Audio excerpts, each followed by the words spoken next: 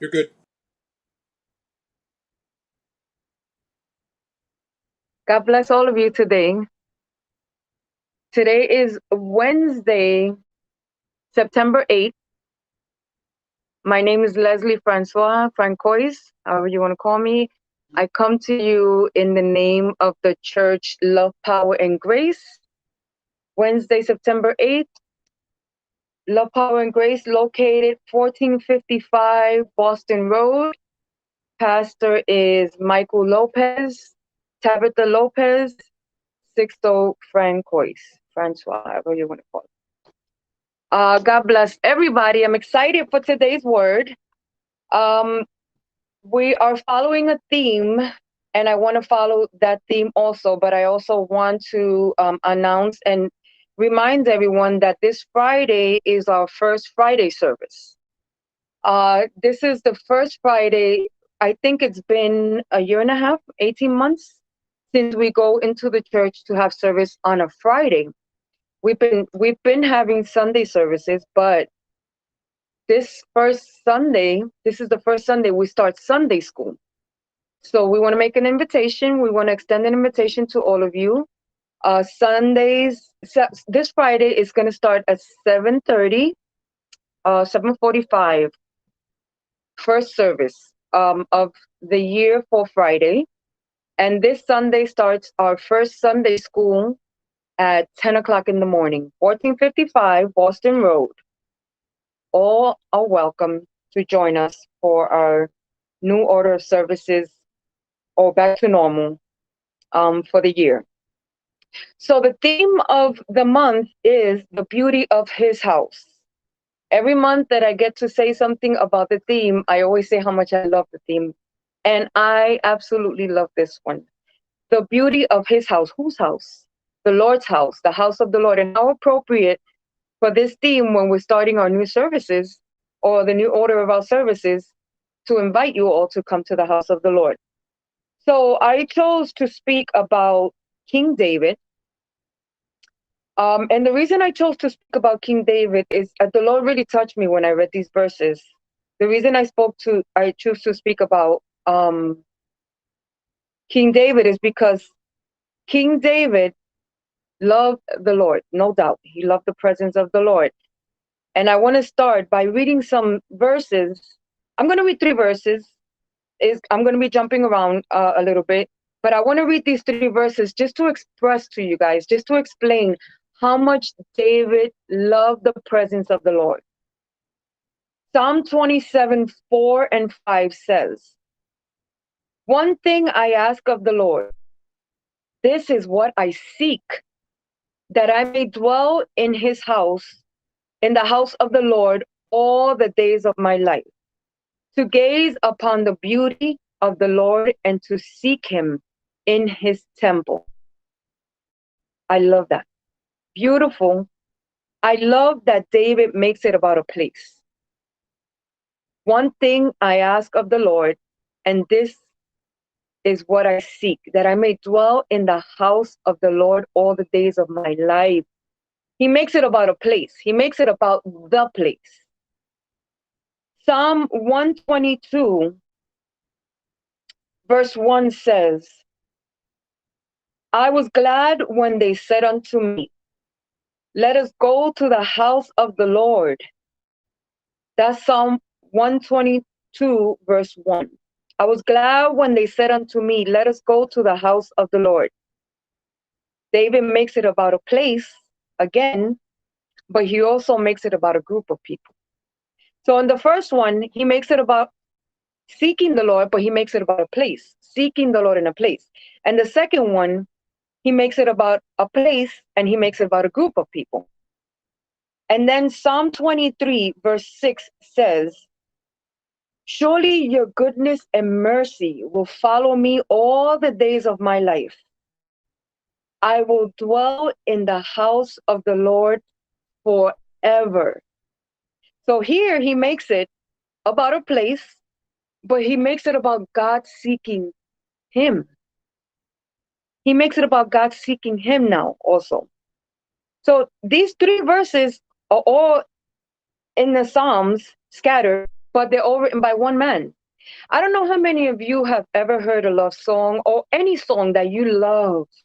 You just love the song. I remember when I was younger and I liked somebody and I was heartbroken. I remember that I like to hear sappy love songs, sad love songs, right? I don't know. I don't know what you like to listen to, or when you were younger, or you thought about a song that you absolutely love, and you love the words, and you love the phrasing of it, or you love the beat. If you think about it, and you love that song, could you imagine how the author felt when he wrote it? I thought about these psalms when David wrote them, because all of them point to the house of the Lord. How could David love the house of the Lord so much when he dwelt? He was never able to build the house for the Lord. He was never ever, the Lord never gave him the okay to build the house. So as far as David went was the tabernacle. The tabernacle, put it again. The tabernacle, where it was divided in three, and there was the first, second, and third part, the Holy of Holies. And it was about a division. So he was never able to really build the house of the Lord. But he keeps expressing himself about loving the house of God. So there's no doubt that David loved the presence of the Lord. But why would he love his house so much? What is it about the house of the Lord that David loves so much? Listen, David became king. Didn't start to reign over Jerusalem for 20 years. For 20 years, 20 years later, after Saul died, and David had been reigning in Hebron for 7 years, all the tribes gathered to David to anoint him as king over Israel, right? This was David's moment. This is the moment for David to rule as king. This is the moment. It reminded me, I don't mean to get off the subject, but it reminded me of the moment when God asked Solomon, ask whatever you want, and I'll give it to you. And Solomon asked for wisdom. I don't know how many of us would have made that choice. You have so many things to choose in this life, and Solomon chooses, I want wisdom. So now is David, before, of course, Solomon is David. This was his moment to take his place as king, to rule over the kingdom, to exercise his authority, to build his vision. His vision. And you know what David did first? On his first day on the job, the first thing that David does is gather the leaders, and he says to them, if it seems good to you and from the Lord our God, let us send abroad for our brothers who remain in all the lands of Israel, as well as the priests and the Levites in the cities they have pasture lands, that they may gather to us. 1 Chronicles 13:2. This conversation is happening from 1 Chronicles. The Levites, the singers, the musicians were of no use to Saul. So the kingdom before David, he sent all these people away. They were of no use to Saul. He sent them back to their places to farm their lands, to do whatever they wanted. They were digging up fields, making up a living for themselves. And David, on his first day in his new job, sends for them and brings them to Jerusalem. Then David made the most important leadership decision of his entire life. Guess what that is? To bring the ark of the Lord back, the presence of the Lord back. David writes about, when he's speaking about Saul, there's a word called epithet. An epithet is what people say about someone after they're gone. after they're no longer here, or they'll write it on the tombstone, or they'll say it in a eulogy, or that it's an epitaph. It's something that is remembered about someone after they're gone. Could you imagine what would people say about you after you're gone? What would somebody have to say? Well, this is what David says about Saul. David's overview in the state of the nation under Saul's leadership was, we did not seek the presence of God under Saul's leadership. Isn't that sad? Under Saul's leadership as king, there was no seeking of God. They did not seek God. They sent the ark away. They sent the leaders away. He sent the priests away. He sent the Levites away. He sent all the people who were worshipers, the priests. He sent all of these people away that were of no use to Saul. And David, on his first day, he swore that before anything, he was going to put the house of the Lord in order. And listen to what an influence David was. Because it's important that we become influences, right, for the Lord. But more importantly than anything, it's so important that we become an influence to our children. This is what Solomon says about David. In Psalm 132, this is what I love this. David must have drove Solomon crazy about the house of the Lord. Oh, I want to build the house of the Lord. I want a place for the Lord to dwell. And it was so much that Solomon wrote about it. Psalm 132, Solomon was writing about his father David, and he says, he's talking to the Lord, remember, O Lord, in David's favor. He's advocating for David. All of the hardships he endured, how he swore to the Lord and vowed to the mighty one of Jacob, I will not enter my house or get into my bed.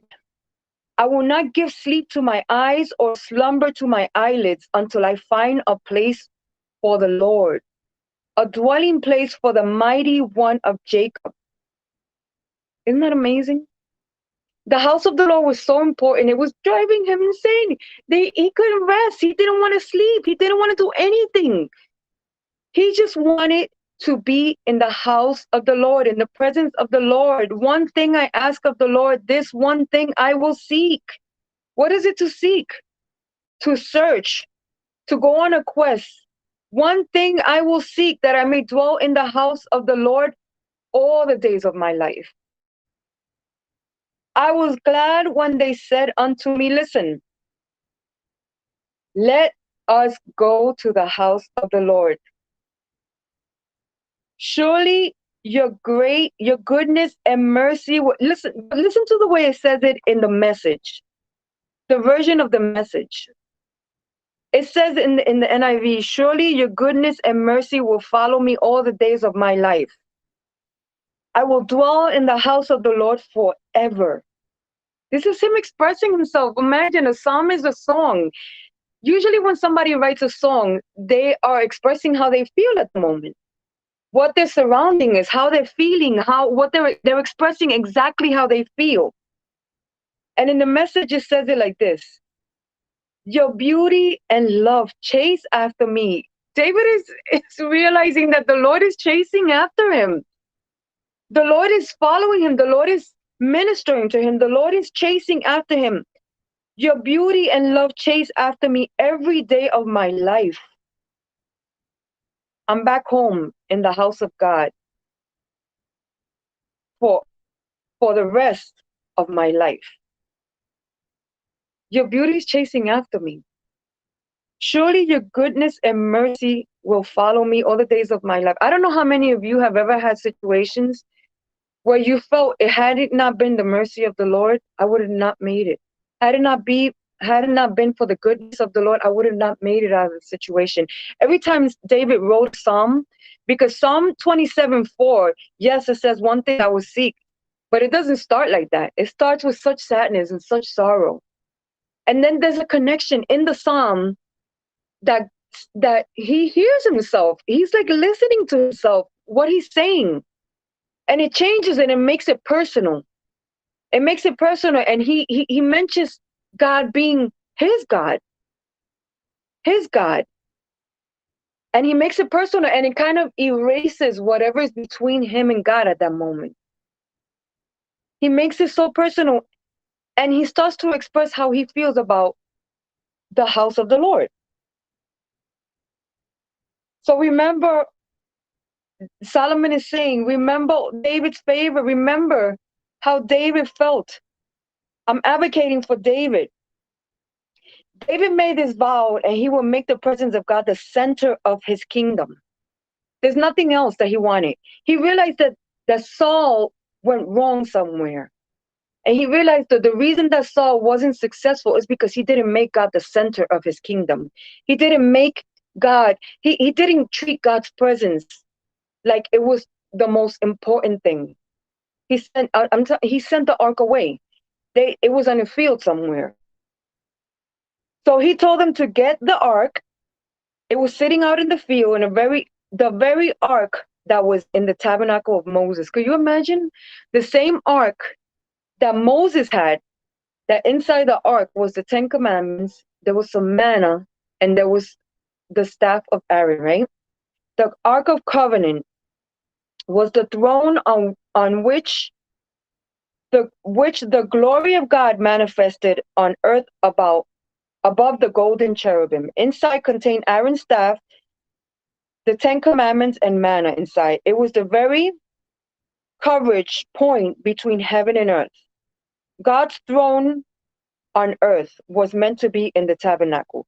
So Saul, in his pride, said, I have no need for that throne. I have my own throne. That's what Saul's attitude was. Saul's attitude was he didn't care. I have my own throne, thank you. And left it out on the field. David, the man of God's own heart, came up to Jerusalem and said, I don't want just my throne in Jerusalem. I want the throne. I want his throne in our midst. So David pitched a tent for the ark in Jerusalem. He put it inside the tent and set singers around it. Imagine, he cares so much about worship. He put singers around it and musicians surrounding the ark 24 hours a day, 7 days a week. This was their full-time occupation. They didn't have any other service except day and night to sing to the glory of God. Imagine loving God's presence so much that all you want to do is spend your time in his presence, in his house, because David made it about a house. The glory of God resting over the mercy seat. David put the ark in a tent and sacrifices of listen, surrounding it was something called the sacrifice of praise. All who entered could gaze upon it. You know, when Moses had the ark, he had it covered in the Holy of Holies. David didn't do that. All who went in could gaze upon it with an unveiled face. David has such a revelation of God's presence. David saw something beyond his day. David had a revelation of a room in heaven that he wanted to replicate on earth. He saw a worship culture in heaven surrounding the throne in heaven, and David said to himself, I want a throne in Jerusalem to look like that throne on earth as it is in heaven. He wanted to replicate on earth as it is in heaven. Around the throne were 24 thrones, and seated on the thrones were 24 elders clothed in white garment with golden crowns on their heads. And before the throne there were a sea of glass like crystal. And around the throne on each side, the throne of 4 living creatures, 4 full of eyes in front and behind. Imagine, David wanted to replicate that on earth. And all 4 living creatures, each of them with 6 wings and full of eyes all around within. And the day and night they never ceased to say, Holy, holy, holy is the Lord Almighty. So David's love for God's presence And God's house was so immense. It was so beyond his time. They said David didn't have eye vision. He had a vision with his soul, way beyond his time. When God chooses, when God chooses people for an assignment, when the Lord chooses somebody for an assignment in God's house, he doesn't look at our personalities. He doesn't look at all of our talents. He gives us the talent. He doesn't look at our talents. He doesn't see how much money we make. He doesn't see what a personality we have. He seeks one thing, that you love him. That we love him and that we're willing to make a sacrifice of praise. That we're willing to make sacrifices for him. David was one of the things that I love that David did, even after in First Chronicles 17, 26 and 27, even after David was rejected in making the house of the Lord, David praises God even though God denies him to make him a temple. Imagine God is telling David, no, you can't build my house because there's too much bloodshed in your hands. You went to war many times and you shed blood with your own hands. So I can't have you build a house for me. And even in that rejection, David praises God, even though God denies him to make the temple. David still makes a sacrifice of praise. David still honors the Lord. David still talks about building the house so much that he supplies every article, every utensil, everything, every plan. He makes every plan so that Solomon, his son, his predecessor, could make the house. Imagine, you love the Lord so much, and you have an opportunity, and God denies it, and your heart is so pure that you pass it to your predecessor, and you push your pride to the side, and you push all your desires to the side, and you give the honor to your predecessor. Is that not humility in the highest form?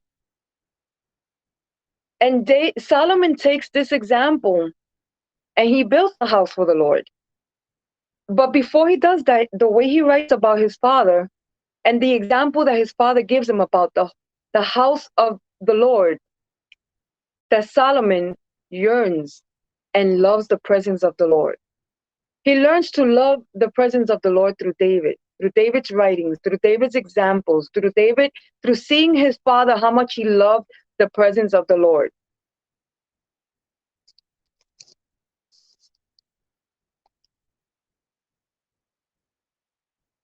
So I want to end with asking a question. How much do you love the Lord? Is it enough for a sacrifice of praise? Seeking him in his house? To feel this, to dwell in his house? To gaze upon his beauty, the beauty of the Lord, and seek him in his temple? Are you glad with those that say, let us go? Let me tell you, he said this with joy. David said this with joy in his heart. I was glad with them that said, let us go to the house of the Lord. I invite all of you to please get motivated. Get motivated.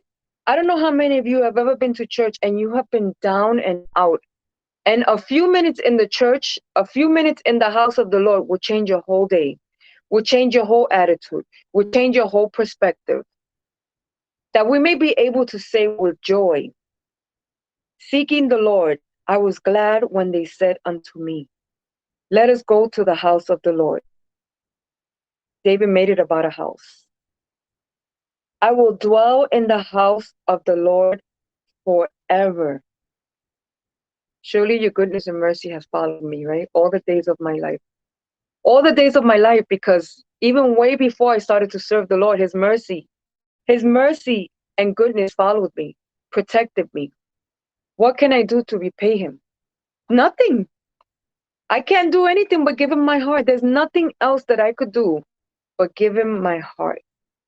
So I hope that this word minister to anyone, to all of you, to any of you, that it gave you encouragement about going back to the house of the Lord and seeking his presence in his house, that it gave you gladness about going back, about making a sacrifice of praise with your physical, with your mind, with your heart in the house in seeking him.